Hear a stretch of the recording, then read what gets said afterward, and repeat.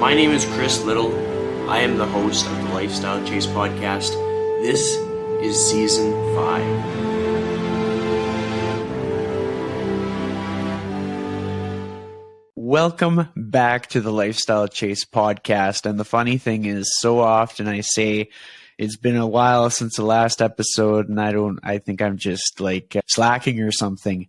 But without further ado, I would like to proudly introduce a new to the show guest, Byrin Wylie. So how are you doing today? I'm doing well, Chris. Thank you very much. Thanks for having me.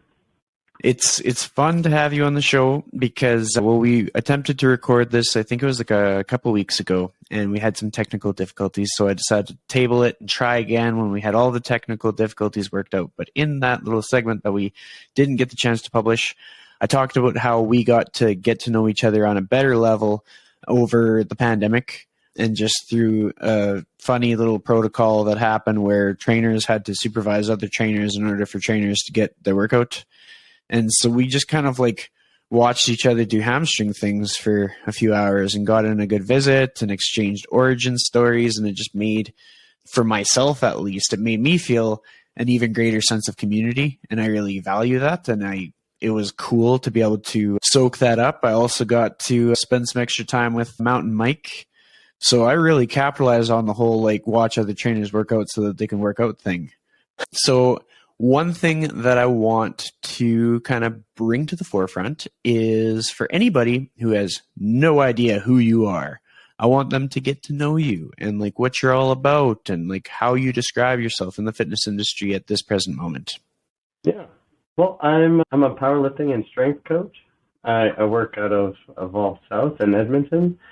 Been coaching for about 5 years now and loving it, to be honest. I'm very happy and proud to be able to do something that is my passion as well.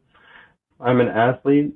I compete in powerlifting, and I've been doing that for about 10 years. And before that, well, I've been a kind of an athlete my entire life. Growing up in high school, I competed at the world level in hacky sack, played all sorts of athletics in high school. In elementary, I was in martial arts for about 7 years. So yeah, I've been active my entire life. So to be able to do it as a career is honestly quite an honor. Well, I mean, something that stands out to me as your colleague at Evolve South is just you're one of the people that's in the trenches with your people. Like, as you talked about, you're competing as well. And you're providing opportunities for some people who have never competed before to feel comfortable competing. And I think that's a big component, just like that whole lead by example thing. And absolutely, it'll look different for every single person. Like for myself, I'm working with a lot of general population, so we'll find unique ways to kind of like be in the trenches. For some people, it's like they summited their first mountain. For other people, it's they PR'd their 10K fun run. And it's so different for everybody, but to see like a coach that's just so like involved in their own pursuit and then be able to be there observing how that impacts other people, that's been a privilege for me to see. Because like one of my favorite times that I train a young client on Friday evenings, and then I get to see like I described it to him. I was like, it's a good thing that you're in the gym at this moment because you're seeing probably the best case environment at the gym, because he's getting to see everybody all fired up about their bench press PR, about their squat PR. Like he was like, everybody just comes together to cheer each other on. I was like, yes, this is what I want you to see in fitness. And it's like, whether you go into powerlifting or like he could be like me and try out jujitsu and compete in that, or he could do competitive bowling. He could do whatever he wants. He could do esports, but it's just like, then you're seeing people come together as a collective and inspire one another and support each other through the tough times. Like I've seen a lot of your athletes face adversity and just how you're able to take it in stride and everybody comes together. And so I really wanted to put that on my platform and be able to really highlight that. So just saying first and foremost how much I appreciate your energy that you bring into the space. Well, thank you, Chris. I really appreciate that. I'm so proud of how everything's kind of developed. You kind of, well, for me anyways, I got into it. Of course, it's just like my passion is to help people, but my passion is, well, strength training. That's what I love. And so being able to introduce that and open the doors for a lot of people, because I feel like a lot of people don't realize their potential. They don't think that they could do things. And so kind of like I feel almost like I'm a conduit to help them realizing that no, you can achieve anything you want, but it's just going to take time and consistency. And I'm just kind of like the guiding force that gets them there. And when I started working at Evolve, well, but what attracted me to powerlifting was the community. Like my very first competition, I didn't hit a single PR. I missed every single final attempt that I did. But what made me stick to it was that like the people were so supportive, and they're people I was competing against and people I didn't even know. I had a gentleman come up to me and he's like, "Hey, I've never seen you around before. Is this your first meet?" And I was like, "Yes, it is." And he's like, "Do you know what you're doing?" I was like, "Nope." He's like, "I'll come and show you." And he stuck by me for the entire competition. And honestly, I think that made a bigger impact than the actual competition itself. And ever since then, I knew that's what I wanted to do. And I'm really proud that as I've gotten more into my coaching and deeper into kind of like my powerlifting career, I've really started to kind of like bring that sense of community to my athletes. And then they start to bring that sense of community to everybody around them. And then now it's kind of almost taken a life of its own. And it is just amazing to see. And yeah, like you say, it's like Friday nights is everybody just comes together and everybody is just so supportive of each other. It's honestly, that's the best night of the week. Friday nights at the gym. Yeah. It's funny because it gets wild and rowdy, but at the same time, it's like you look at the world from a very zoomed out lens and you kind of see the perspective. It's like everybody in the building has somewhere else that the other version of them might be if they weren't in the gym. And I by far, hands down, prefer the version of them that's in the gym in that moment.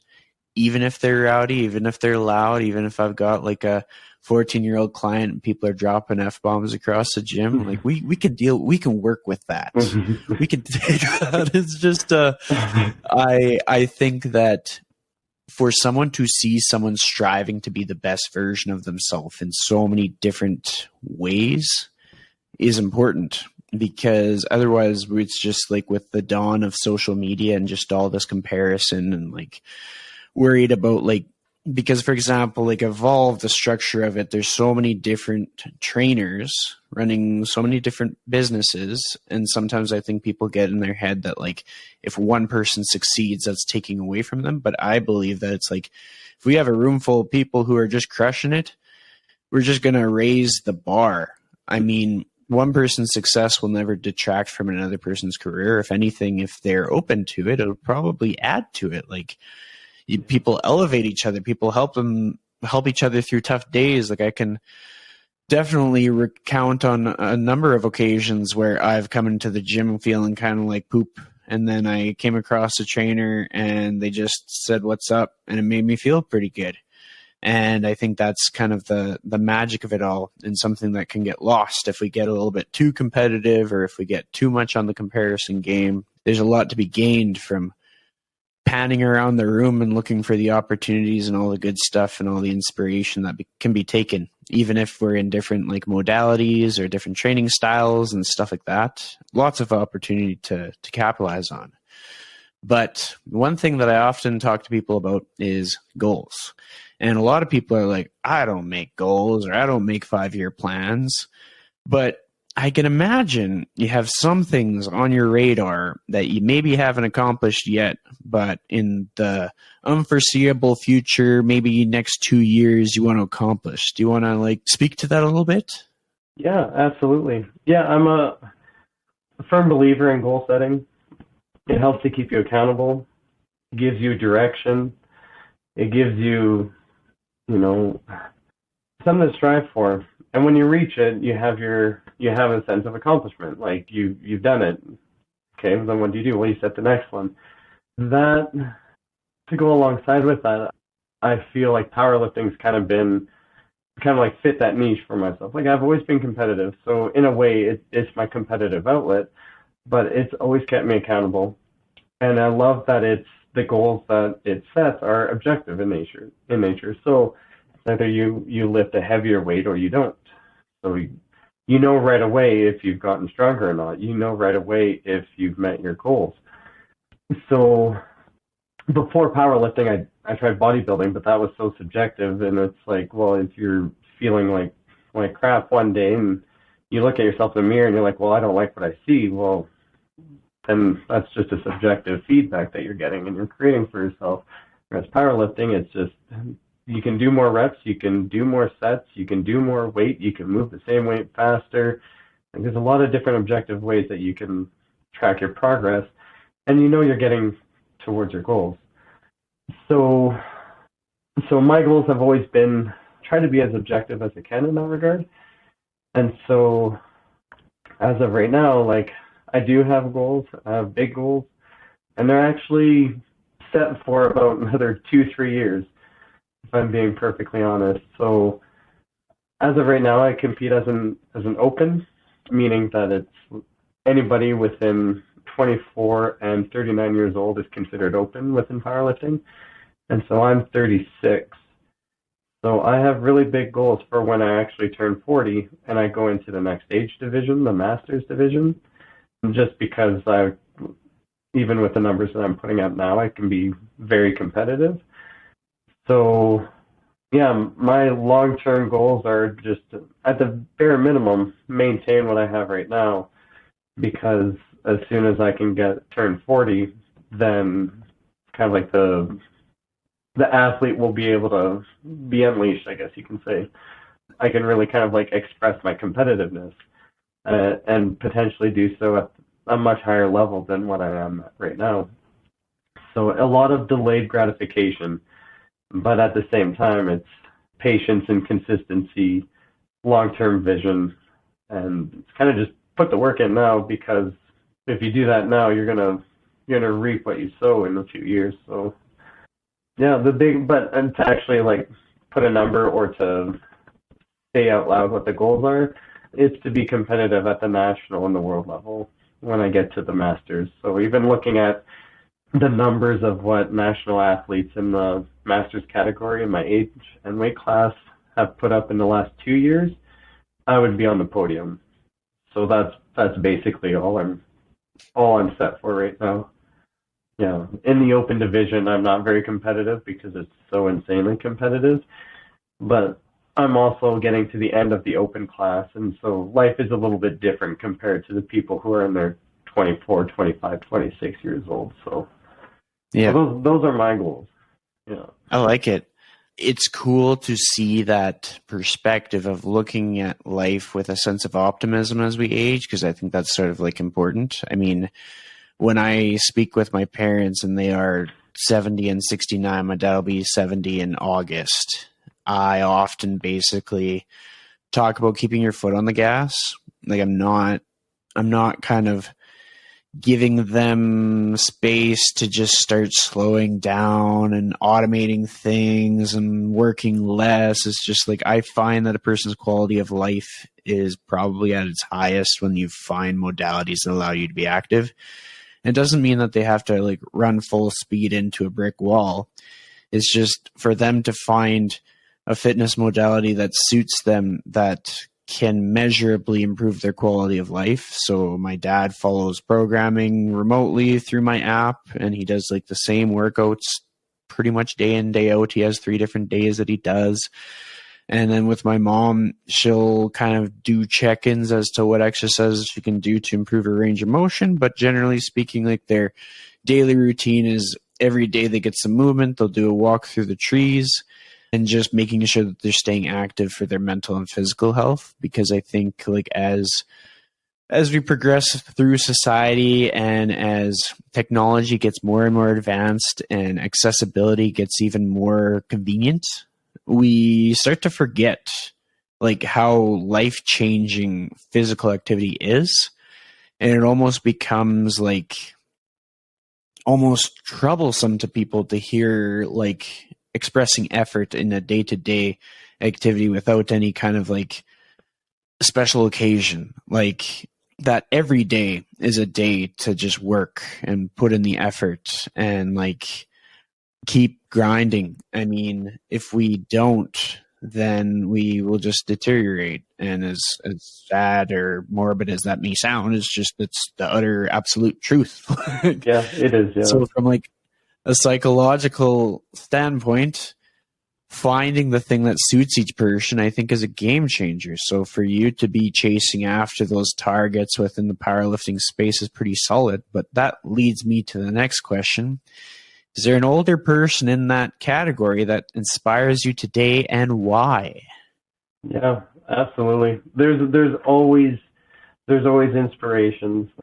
So I guess the first guy, or the first individual who's kind of like inspiring me, was actually my competition when he was in Open, and he's currently in Masters. But so in 2018, the last time I competed at Nationals, there was 3 of us from Alberta competing, Mike, Khalil, and myself. And we're all very close in terms of our skill levels. And we actually placed 7th, 8th, and 9th, with Mike being 7th, I placed 8th, Khalil placed 9th. And the difference between us was, I think, it was 12 kilograms or something like that. And that's not very big. That's the difference of making like one successful attempt or not. So of the 3, I'm the only one who's still in Open. And unfortunately, Khalil's been dealing with some injuries, but Mike is still very much competitive. And he's on the cusp of raising the bar for the Masters category. And the fact that he's doing so at his age and with a bigger family than what I currently have, on top of everything else that he does, is honestly very inspiring. And it gives me hope that, like, despite the life changes that are about to happen in my personal life, you know, it's still possible to actually keep pursuing and to be competitive. So I really feed off of that. And then next is, his name's Tim Nadeau, also a national level athlete, and I do believe he's kind of like he's in the M1, but he's also older, but he's going to be competing at the world level. And he just got into powerlifting when he was in his 30s. He was kind of like late into his Open. And so he really just flourished and bloomed and got so strong and so competitive when he was in his Masters, in his 40s. When, like you say, a lot of people, as soon as they cross that bridge, they think like, oh, I'm done now. You know, like there's no way I'm at my peak. But it's a lot of people, especially in the Masters category, are honestly just coming into their own at that age. So anybody who's really willing to push themselves and seek that personal growth has just been like an inspiration for me. Yeah, and I've been finding myself needing to have to kind of like lean into that for just my own mental health and inspiration and motivation to keep doing what I'm doing. So yeah, I would say right now those are the 2 biggest inspirations that are helping me to kind of like keep within my goals and keep my eyes going forward. So yeah. I like that. I have a little sidebar comment to make. I was training a client at the gym this morning at 8:30, and we wound up in that CrossFit corner by the PR little board that and the Wendigo athletes have going on. Yeah. And he's like scanning the board from top to bottom, and he's like, "Holy shit!" Like I pointed out, like the people. I was like, "Okay, these are the coaches. These are the athletes." Like. It was so cool to be able to do that and just like take a moment when he's like resting from like hanging knee raises to just be like, this place, like there's a lot of like awesome people just crushing it. Yeah. And we were calculating the kilograms to pounds and just that alone, because for a lot of people just working out for fun, they're not necessarily going to be geared towards like that volume of weight.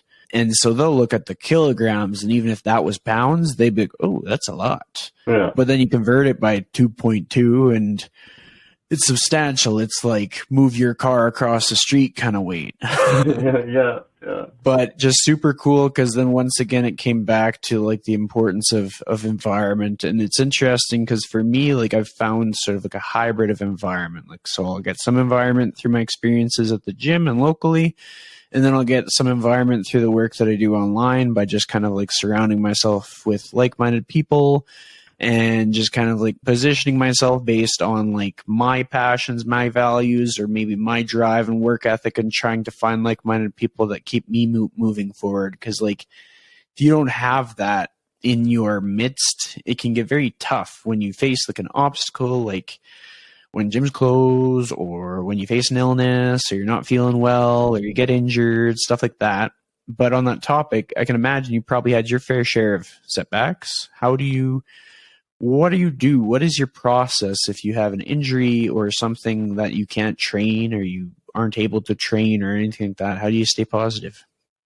Yeah, that's a great question. It's, first and foremost, it's hard. It's hard mentally and it's hard physically, regardless of the extent of the injury, what it is, what you can or cannot do when you're injured. So for myself, I have kind of like chronic knee injuries, and that stemmed when I was competitive in footbag. And unfortunately, it's kind of carried over 18 years later into my powerlifting career. But if I have an athlete who gets injured, the first thing that I say is that it's only a detour. It's not a roadblock. This isn't the end. We will get past this. Because I know for some people, and again, I can get the same way, it can become very catastrophic or feel like it's very catastrophic. And all of a sudden it's like, wow, I can't do deadlifts anymore. My powerlifting career is over. All our training is meaningless. What am I even doing? When that's absolutely not the case. So I really try to help them find a mindset that's basically gonna, get them into a calmer state, so that they have reassurance that no, this isn't the end. And then after that, it's, again, depending on the injury, it's like, well, say we can't do deadlifts, just to lean into that example. What are other movements that we can do? And how can we maintain the adaptations and the strength and not let all this hard work go to waste? So what can we do to maintain everything while we let your injury kind of like resolve itself? And so it really becomes a creative process with lots of communication from the athlete in terms of keeping them active, keeping them moving while addressing what needs to be addressed, and letting the body do what it needs to do to get better. And then after we find that, I also try to kind of like have them shift their focus. So say they can't deadlift. Well, what about squats? Okay, maybe squats we have to maintain for now, we can't push. But what about bench press? We can do those. So let's focus on that. And so just to tie in with the kind of like the mental aspect of it, really trying to help the athlete focus on the things that they can focus and continue to push and pursue while doing what we need to do to back off to let the injury kind of like settle itself. Whether it's they need to go to a physio, whether it's just load management, or if it's time away completely, like whatever we need to do. And so I find that helps to keep the motivation high, that helps to keep the athlete grounded, and it gives them confidence. Because then as soon as everything is okay, then we can slowly start incorporating those movements back in. And then for a lot of times, it's actually they come back stronger. Because in one way, injuries, if we want to look at it from an optimistic point of view, they can give us information in terms of what the weak link is. And so we know what we need to address moving forward when we're able to. And so that when we get to that same point, kind of like pre-injury, the athlete is in a much better position to be able to continue progressing or continue with their training. So that's kind of how I tend to handle it. But the biggest thing is just the mindset, the mentality, and then directing their focus. Because the worst thing for, well, especially with like the powerlifting athletes, the worst thing you can do is just to stop everything. Like if your knee hurts, how come we're not bench pressing? How come we can't do rows? How come we can't do, the arm workout 5,000 blast or whatever? Like there's lots that we can do, so let's just keep our focus, and then we'll just slowly incorporate those other movements after everything starts to feel better. So I mean, that sentiment is so underrated just because, like, a lot of people will face injury, and in a lot of cases, what they got injured doing or what the injury stops them from being able to do is such a big part of their identity that it can be utterly soul-crushing. But we completely forget, like, the legitimacy of just, like, focusing our attention to something that we truly can do. Like the thing that got my attention when you were talking there was saying like the arm blaster 5,000, because it's like it's one of those things that if you dive into it, you can learn so much about yourself. And while it might not seem realistic to somebody at first, like, oh, you're just going to train arms, it's like there's going to be such a benefit from that, like such a confidence boost. Like it'll be a vehicle for your next big move. You're likely to discover something that you wouldn't have learned about yourself otherwise. It gives you a reason to stay around like all your people that you're training with, or maybe invest in things. Like perhaps that's the reason a person gets like a cool little cable attachment for their like living room or something.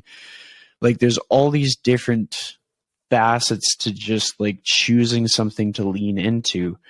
One of the things that sometimes crosses my mind for people in our space, because for so many of us, like our whole like lives revolve around fitness. It's like, what do you do for fun? I work out.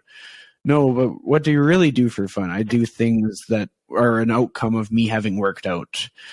And it's just like, who are you when there's no more fitness equipment, when there's no more workouts? Like what is the other side of your personality? Because this is a tough question for a lot of people in our space. So I'm gonna put you to the test. It is a good question. When I'm out of that space, well, I'm a gamer. I love gaming, and I've met somebody who I'm very fortunate enough to be able to share that with. So my wife is also a gamer. I don't know. I would consider myself to be an introvert, but I'm very empathetic. So I feel like, yeah, spending time with people who mean a lot to me goes a long way for me. Right now, it's my family. Given training for nationals has been kind of the priority, I haven't been able to do that as much, which kind of breaks my heart. But yeah, that's a good question. A lot of my identity is kind of wrapped up into being a power lifter, being an athlete, and being a coach. But especially right now, it's, the Byron identity isn't actually very big, which is pretty unfortunate. But again, after this nationals competition, I'm going to be taking a little bit of a step back in that regard, hoping to kind of grow that identity a little bit more. But I like Carl's Jr. and I like eating baked goods. Yeah. Yeah. It was funny. I was watching your Instagram story just ahead of our recording today, and it was just the picture of the brownies, and I was never here, and I was like, I would do that same thing. I've used that line before. Yeah. And it's just like, that's sort of the thing that we don't often talk about in this space, because it's like you want to make it as long-term of a journey as you can. And so it's just like we have to build in some of the work within like our training to make sure that we are like reducing our risk of an injury coming up because of like any kind of like an area of weakness or vulnerability. It's important to me, at least. My bias is that I think we often need to take sort of a critical look in the mirror and be like, okay, what are the other aspects of life that need to be invested into consistently on a week by week, year by year basis to ensure that those aspects are still present and healthy years from now, and like I witness you doing it, you're on track. You're good, because I get to see kind of like the little like highlights of like how important your family is to you and stuff like that, and kind of getting to see like how everything intertwines. Like some of your like pre-workout snacks I don't think you'd have had if you didn't have a family. I'm like, what's this paw doing there? Like, what is happening?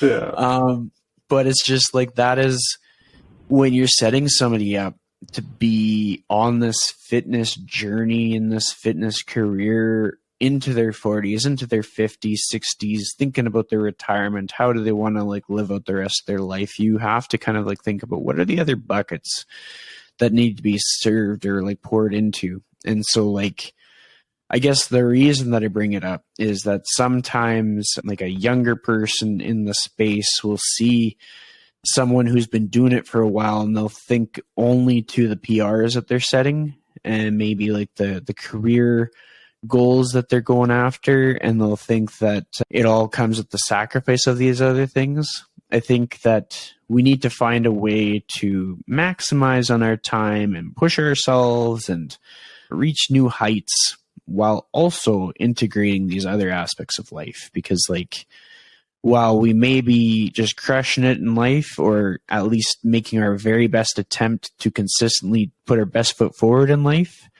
nobody can get through life by themselves.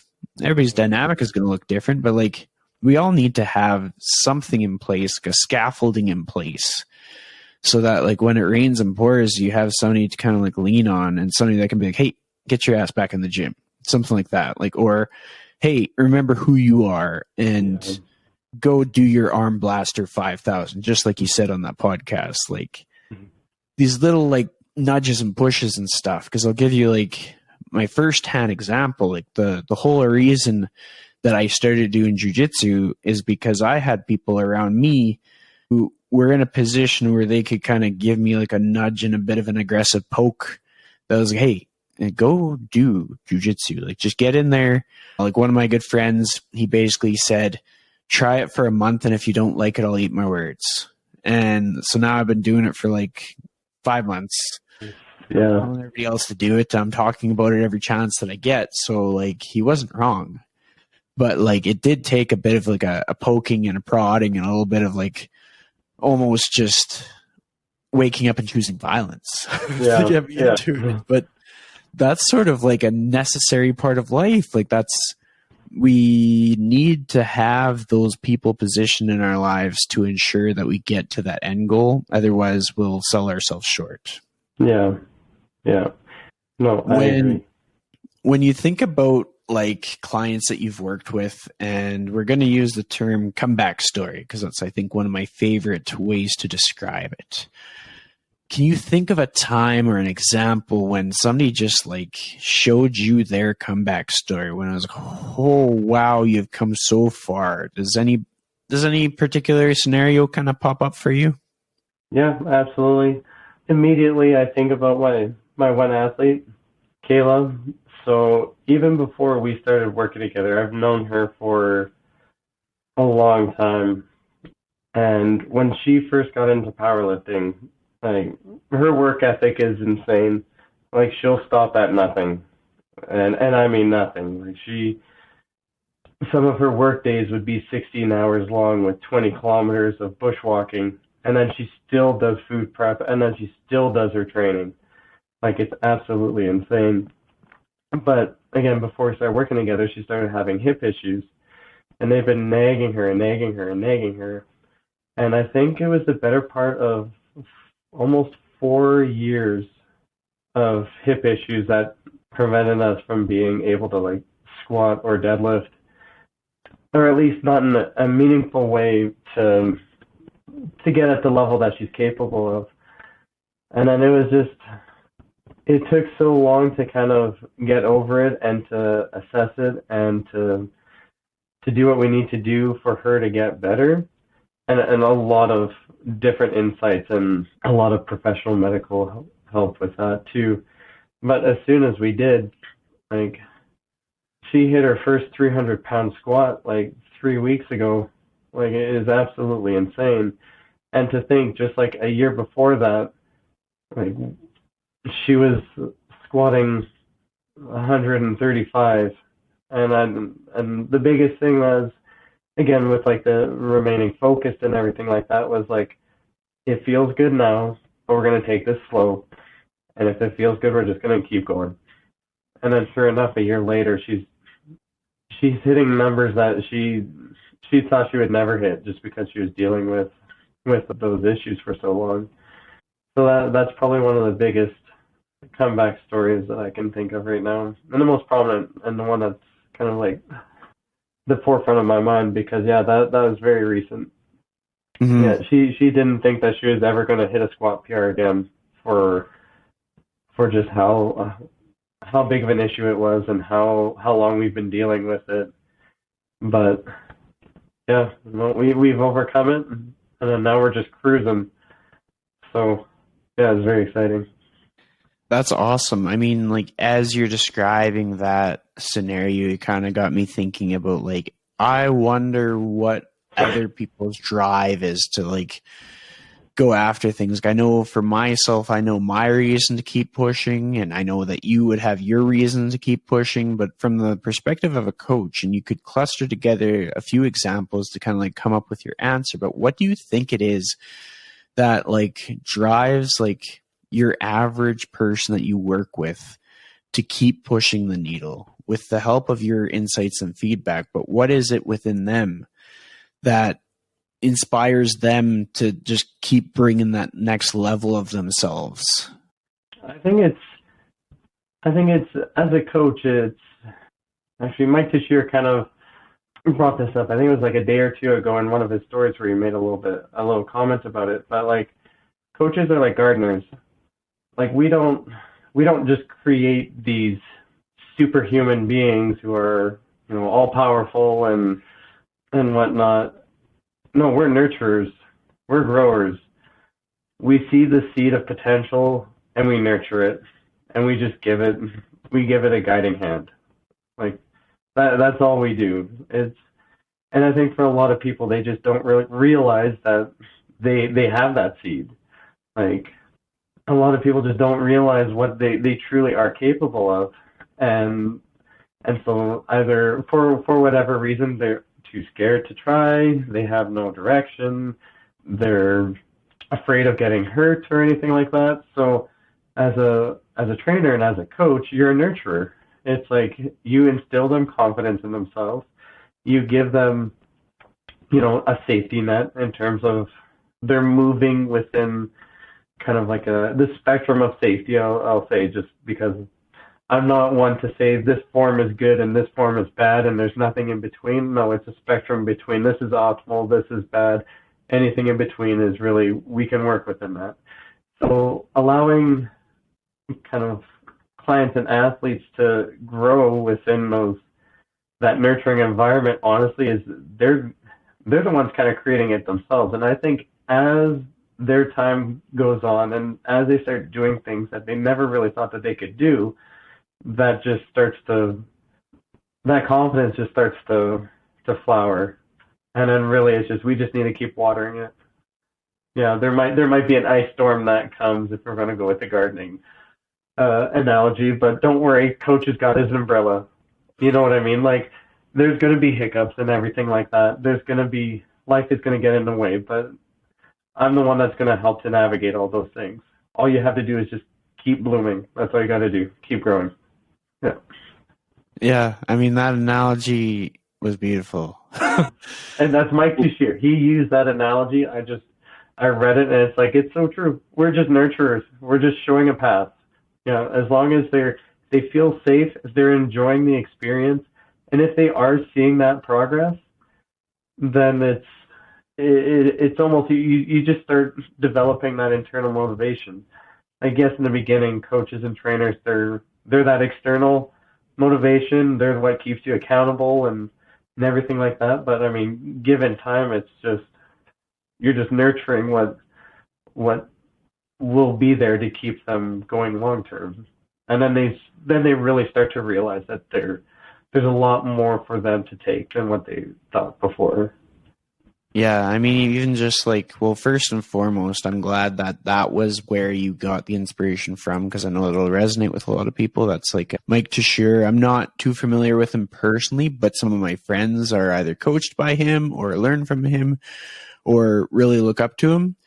And so that'll be a name that'll probably resonate with a few people. But like, secondly, just that little piece of just like, for people to realize what they're actually capable of, like while they have the opportunity to make that realization, like that, for me, it resonates because I've coined it my quarter life crisis, where I switched careers and just kind of realizing what kind of a lifestyle I could create for myself, and then just watching that transform. Like, obviously at the start, it's like, okay, we got some rainstorms and stuff. If somebody could bring me an umbrella, that would be kind of nice. And then it kind of evolves to like figuring out how to face like unforeseen challenges and obstacles, and then really starting to see yourself like hit your stride, and then being able to see it reflect in that same way through other people. But it's just, for that to happen, like just with any other human being, is such a exciting time, like to be able to see like the spark in their eyes when they're like, I can do this. Like for myself, the best example is like, I'll set somebody up on something like the leg extension and bump it up like 40 pounds. And they're like, oh, that's like 4 pounds heavier than I used to be able to do. And I'm like, well, let's go. It's happening. Like, you put them through another exercise that tells you fairly clearly that they're going to be able to do this, and just to see, you get to witness this whole like facial change when they used to leg extension 80 pounds and now they're leg extensioning 120 pounds. It's like, yeah, you did that. Watch out, world. Everybody lock your doors. Like, come in.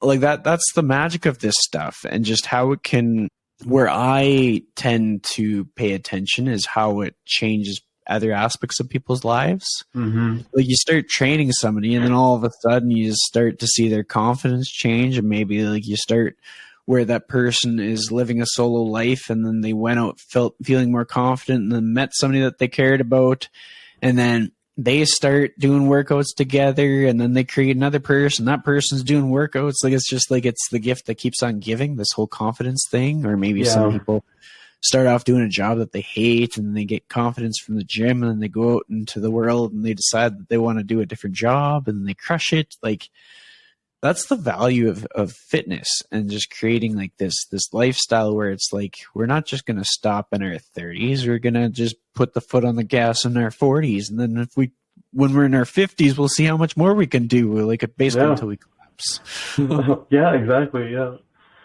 So as we basically wrap this episode up, I'm curious to know, when you're thinking about 2023, is there anything that stands out to you? Do you have like sort of like a mantra or like a theme or something that kind of keeps you grounded or focused? Anything like that for this year? And this will be a good year.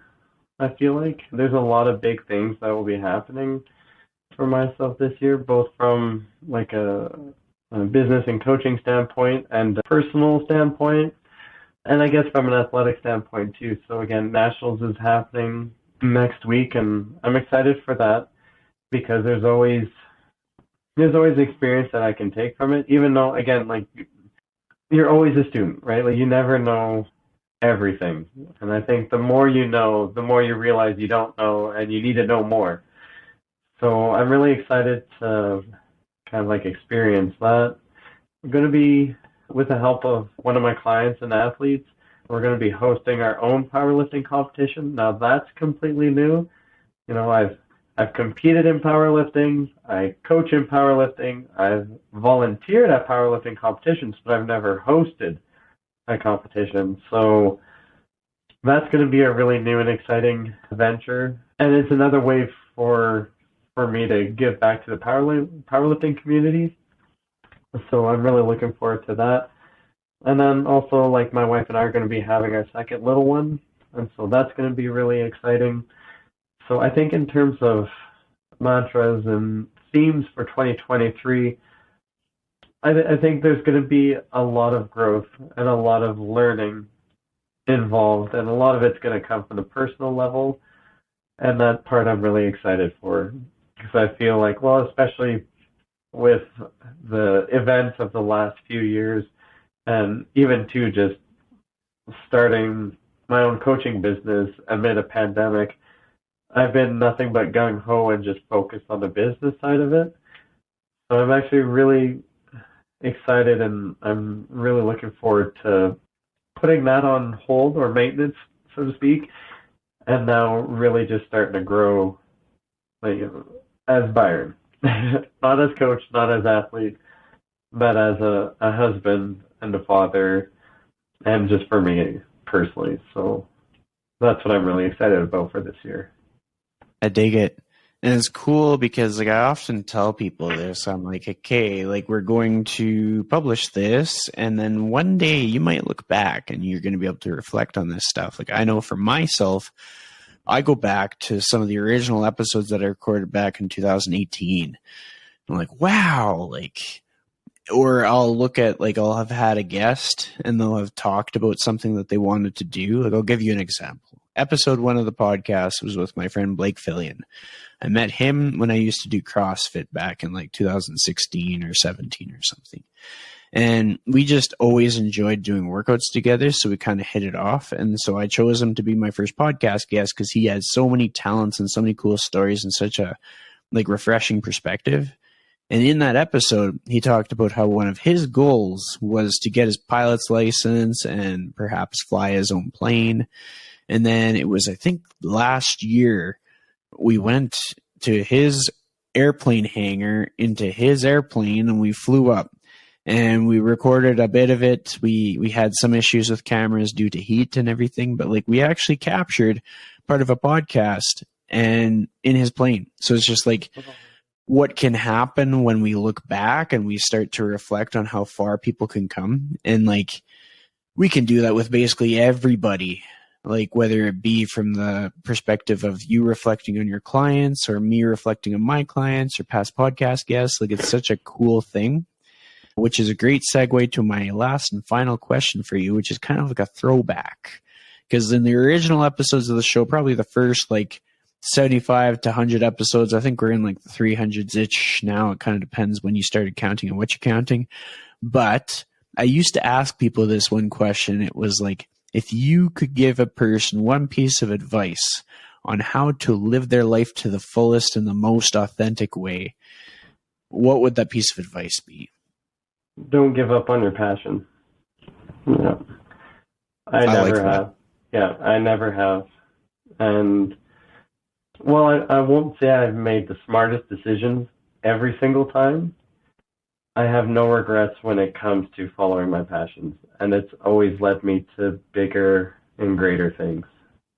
So whatever that looks like, whatever the passion is and the magnitude in which you want to pursue it, don't give up on it. No. That one, like, I back it up 100% because I can definitely speak for myself when I say, like, there's certainly been times when I thought, like, oh, maybe I should throw in the towel, maybe I should give up. And the fact that I simply just kind of followed that little kind of like voice in my head that was like, no, don't give up. Like, keep going. That's the reason why I've seen progress in my own goals and my own path. Is just simply from like keeping it simple and not overcomplicating it and just like not quitting, not giving up. And it doesn't have to look perfect and it doesn't have to be mistake free. I think we all make mistakes. We all kind of like stumble and trip and fall and get back up eventually. But hopefully people take that one to heart. Yeah. And you will make mistakes and you will stumble and you will fall. And there'll be times when it'll be the hardest thing to do, but just because it's hard doesn't mean you should quit. If everything was easy, everybody would be doing everything, right? You know? No, and it's like the harder it is to achieve something and the more effort you put into something, the more you're going to get out of it, right? Like you're going to feel so much better when you've achieved something under hardship and and strife and consistency and patience, rather than the instant gratification of, I found $10 on the sidewalk. Wow, that's awesome, right? Rather than, wow, I turned my passion into a career, and now I love what I do, and it doesn't even feel like a job. Like, there's no comparison.